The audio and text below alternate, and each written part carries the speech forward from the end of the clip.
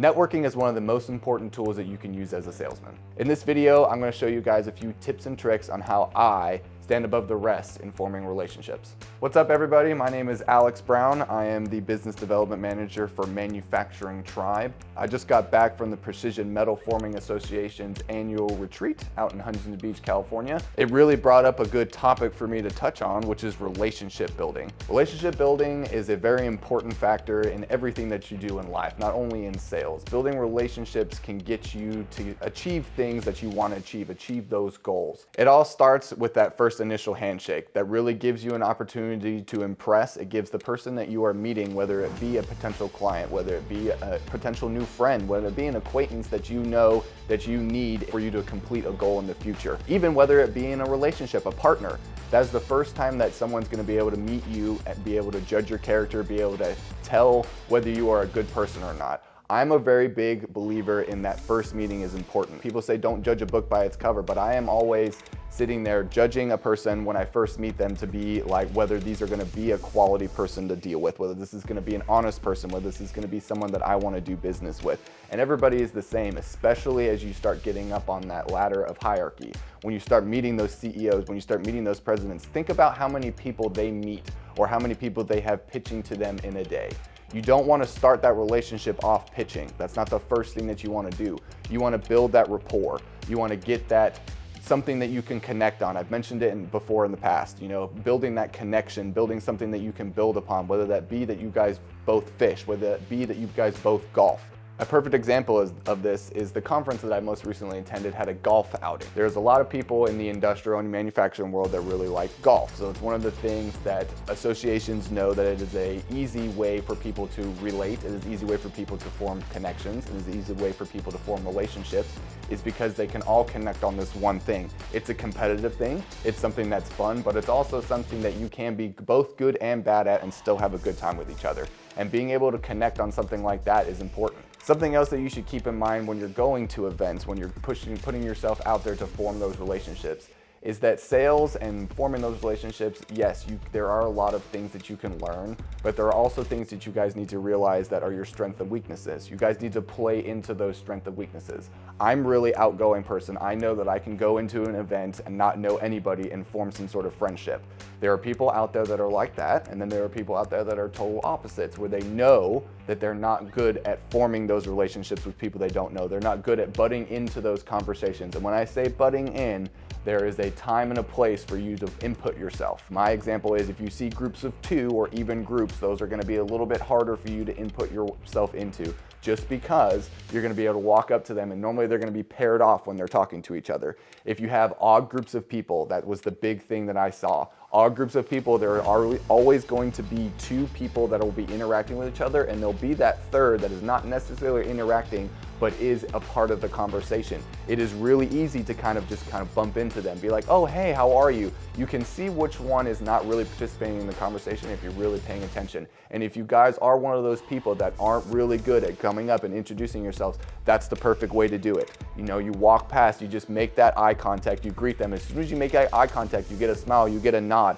That's your opening. That's your opening to go in there and introduce yourself, because the other 2 are having an intense conversation, or they're just having a conversation with each other and this one's not really inputting very much. You can take their focus away. And then guess what? Those other 2 people are going to see that, hey, that third person that they already knew that was a part of the group originally talking is now talking to a new person, and then they'll eventually introduce themselves to you. And then now you have a group of 4, and now you're opening a conversation to multiple people. And also having that group of people, you're able to feed off of questions. You won't have that awkward silence. I don't think that silence is awkward. It gives you that time to think and ask your next question or answer the question that you have. However, some people have that awkward silence and they can't deal with that. If that is something that you can't deal with, another perfect example is that group of 4. Being that 4th in that group of 4 makes it so you can feed off of their topics of conversation, what they're asking. You can get information that you need, which then you can relate back to them in the form of a question. So coming back and touching back on those strengths and weaknesses, there's a lot of videos out there on YouTube that you can watch of these sales guys that are trying to teach you how to be a salesman just like them. A lot of these guys are outgoing. I'm an outgoing person. I can teach you how to be a good salesman with my outgoing personality. However, you guys need to realize yourselves, am I an outgoing person? You've got to be honest. It's not good or bad. It is just who you are as a person, and you're amazing as it is. You just got to realize that being an introvert, that I need to be able to identify key points, key positions, key things that I know that are my strengths in being an introvert. And there are a lot of introverts out there. You guys all get along. It is crazy. It is seeing all of you guys as an introvert. You seem to connect. And it's one of the things where you're out in public, you're always going to be able to find that introvert that's out there. And guess what?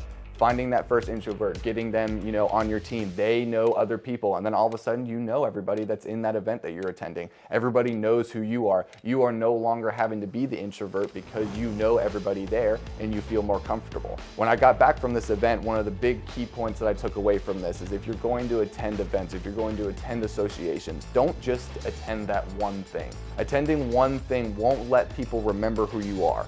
They'll remember you for a week or two or a month or so, and then if you don't go to any other event and a year goes past, they're not going to remember who you are.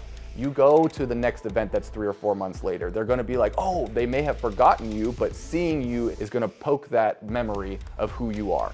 Oh man, that's so-and-so from this company. I remember them. I remember talking about this and that with them on the last meeting. And then you can walk up and introduce yourself again. Hey, Bob, hey, Jill, how have you been? How's the wife? How's the kids? How's everything going? And then boom, your rapport's back again. And you will notice that when you touch back base with somebody, especially in an association like that, they're more likely to open up to you on that second meeting because they're like, I've met this guy before. I've seen him before. He's back. He seems like a trustworthy, he seems like an honest, he seems like a very intelligent individual because he's showing up to the same things that I'm showing up on. Again, it's something that you can relate on. It's something that if you didn't touch those people on the last event that you went to and you're coming back to this next event, you can go, hey, I didn't touch base with them. Let me see if I can't touch base with them. And you can pull back from a memory or something that happened on the last event. Hey, do you remember when this happened? Do you remember when so-and-so said this? Do you remember when this meeting happened? So it's something that you can always pull back on. It's always something, again, guys, forming that relationship, forming something that you guys can both connect on, whether it be something as silly as golf, or it be something as serious as what kind of company you guys work for, whether it be specific metal, plastics, something. There's always something out there that you guys can connect on. I could totally sit here jibber-jabbering away on forming relationships, forming those bonds, but you guys are gonna have to stick around, subscribe to our YouTube, follow us on LinkedIn, hit us up on our website, hit us up with some questions that you guys have about our company on the website. But follow along and I'll get you guys some more information and some more tips and tricks on how to form those relationships. See y'all on the next one.